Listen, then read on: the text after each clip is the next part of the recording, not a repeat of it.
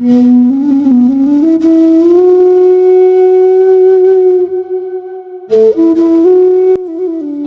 na gabi, singliwanag ng buwan ang pagpupursige na sa pagkakataong ito ay mabatid ka, aking Nelly. Araw ng mga puso, Pebrero 14, 1978. Simpleng ako, dala-dala sa araw na ito.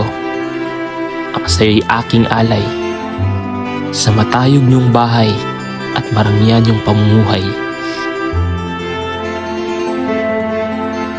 Matapang, dahan-dahan, palihim at patago. Hindi iniintindi ang kaba at ang kabog ng puso. Maingat, pilit itinatago ang sarili sa inyong mga pundasyon at mga haligi. Kusang iniiwasan ang napakainggan ninyong mga ilaw sa takot na madatnan nun lamang ang aking mga anino ng kung sino. Lalong-lalo na kay Don Jose. Sa pag-ibig na patago, tinatanaw ka sa likod ng mga rehas na parang bilanggo. Sa matirik niyong hagdanan, yapak na mga paa ay paunti-unti.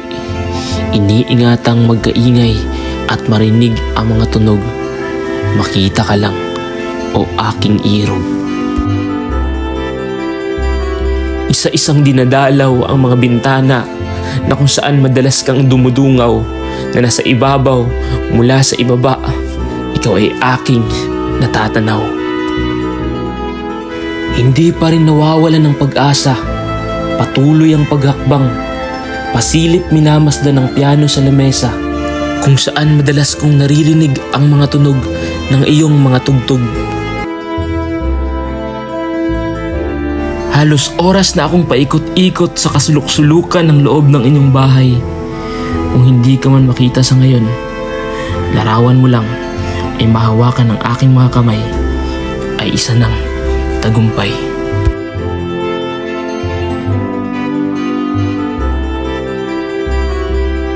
Huling pagkakataon na lamang ay pasukin ang iyong silid.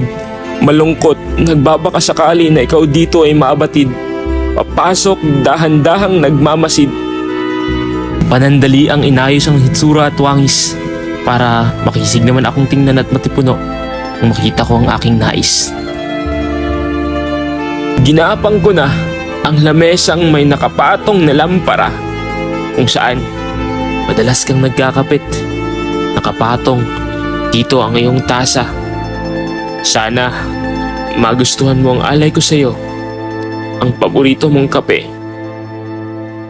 Nelly.